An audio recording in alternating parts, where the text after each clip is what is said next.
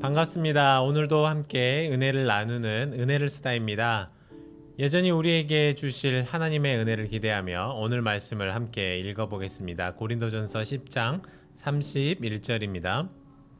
그런즉 너희가 먹든지 마시든지 무엇을 하든지 다 하나님의 영광을 위하여 하라. 아멘. 함께 읽은 말씀을 따라서 솔리데오 글로리아라는 제목으로 함께 말씀을 나누겠습니다. 솔리데오 글로리아라는 말은 오직 하나님께 영광을 이라는 의미의 말인데요. 예전 월드컵 전 국가대표 감독이었던 차범근 감독은 국제 경기를 치르고 이기고 나면 늘 감독 인터뷰를 시작할 때 먼저 하나님께 영광을 돌립니다 라는 말로 인터뷰를 시작하곤 했습니다. 그때는 어린 마음에 참 인상적이었던 기억이 나는데요.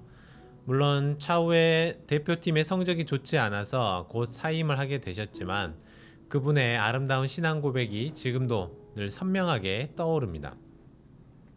예전 청년 시절에 만났던 한 목사님이 또 생각이 나는데요. 그 목사님의 별명은 할렐루야 목사님이었습니다.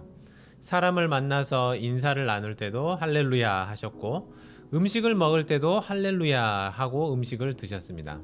한 번은 옆에 다른 목사님께서 앉으셔서 시원한 콜라를 이렇게 한 잔 컵에다가 따라 드리니까 받으시면서 할렐루야 하면서 콜라를 받으셨던 모습을 기억합니다. 그래서 그 목사님께 여쭤봤습니다. 왜 목사님은 늘 언제나 할렐루야라고 하십니까? 라고 여쭤봤습니다. 물론 할렐루야라는 말이 참 좋고 이왕이면 세상의 남자들처럼 만나면 욕부터 나오고 비속어부터 시작하는 그런 것보다야 훨씬 좋겠지만 왠지 너무 남용하시는 것은 아닌가 그런 생각이 들어서였던 것 같습니다. 그랬더니 그 목사님께서는 성경에서 우리에게 늘 하나님께 영광을 돌리고 찬양 드리면서 살라고 했기 때문에 자신은 사람을 만나도 하나님을 찬양하고 밥을 한 그릇 먹어도 하나님께 영광을 돌리고 사람들과 악수를 해도 할렐루야, 차를 타도 할렐루야입니다 라고 하셨던 기억이 납니다. 오늘 말씀을 보니까요, 사도 바울이 고린도 교회의 성도들에게 이렇게 도전을 했죠. 먹든지 마시든지 무엇을 하든지 다 하나님의 영광을 위하여 하라 라고 말이죠. 늘 언제나 할렐루야 라고 답하고 늘 언제나 먼저 하나님께 영광을 돌립니다 라고 말하며 살아야 할 것 같습니다. 그런데 이 말씀은 어떻게 보면 이해하기 참 쉬운 말이죠. 무엇을 하든지 할렐루야 하고 받아들이듯이 모든 일을 대할 수 있다면 정말 하나님의 영광을 위해 산다는 것을 실천하면서 사는 그런 삶이 될 것이다 라고 생각해 볼 수 있습니다. 그런데 고린도 교회는 여러분들이 아시는 것처럼 하나님의 영광을 위해 사는 교회는 아니었습니다. 아무 곳에서나 그들이 할렐루야 라고 말한다고 해서 혹은 솔리데오 글로리아 라고 그들이 만든 음식이나 제품에 써놓는다고 해서 그들을 순전한 그리스도인이라고 부를 사람이 없었습니다. 그들 내부 안에 가지고 있는 수많은 갈등과 문제 때문에 그들의 삶을 보고 그 누구도 야, 저 사람들은 하나님의 영광을 위해서 오직 사는 사람들이라구나 라고 인정하지 않을 정도였습니다.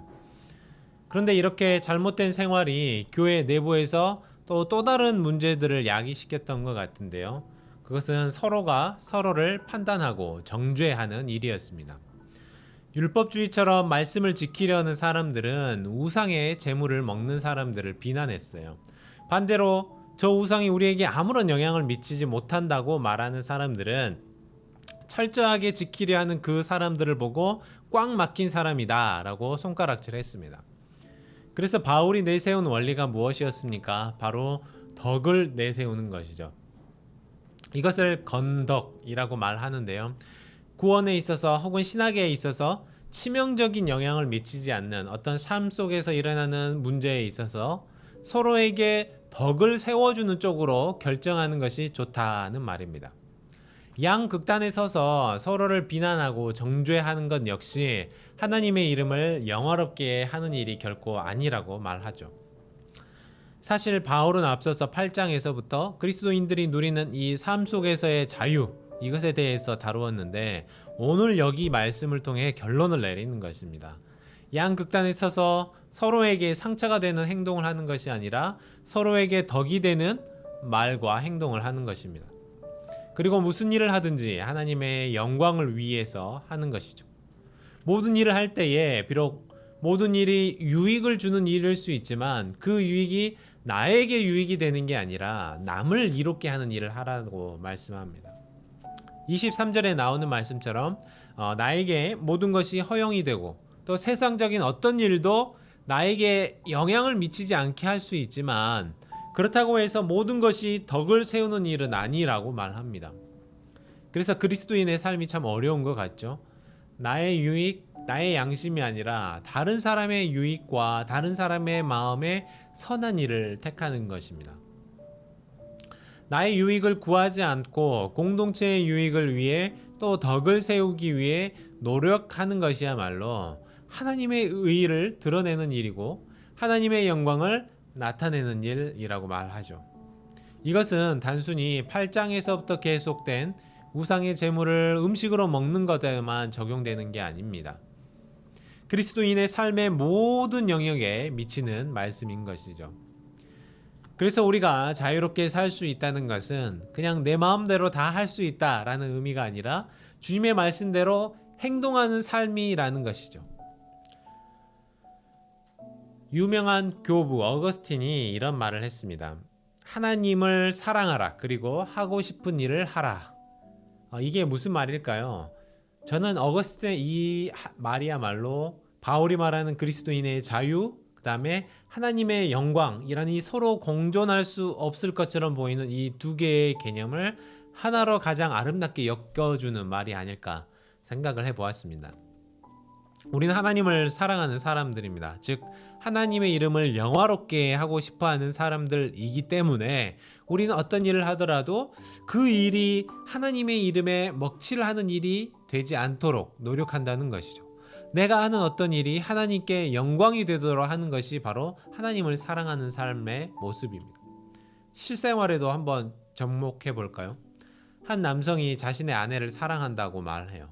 정말 많이 사랑합니다. 그런데 이 남자가 나도 자유가 있고 내 삶이 있으니까 내가 물론 당신을 사랑하지만 저 여자도 사랑하고 저 여자도 만나고 그렇게 할 수 있을까요?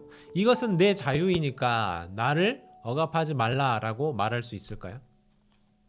사랑하는 아내와의 결혼 서약을 아름답게 유지하는 그 안에서 우리는 자유롭게 움직이게 되는 것입니다.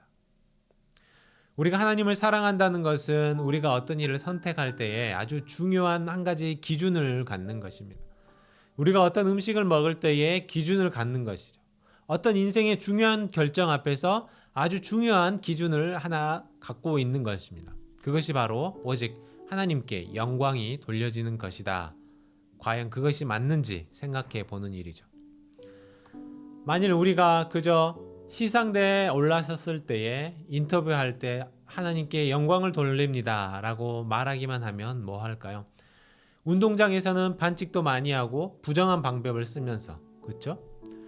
누군가와 인사를 나눌 때마다 할렐루야 라고 인사를 나누지만 그 사람과 나누는 대화가 영적으로 유익하지 않고 오히려 좋지 않은 말들만 주고받는 관계라면 그것이 무슨 의미가 있을까요?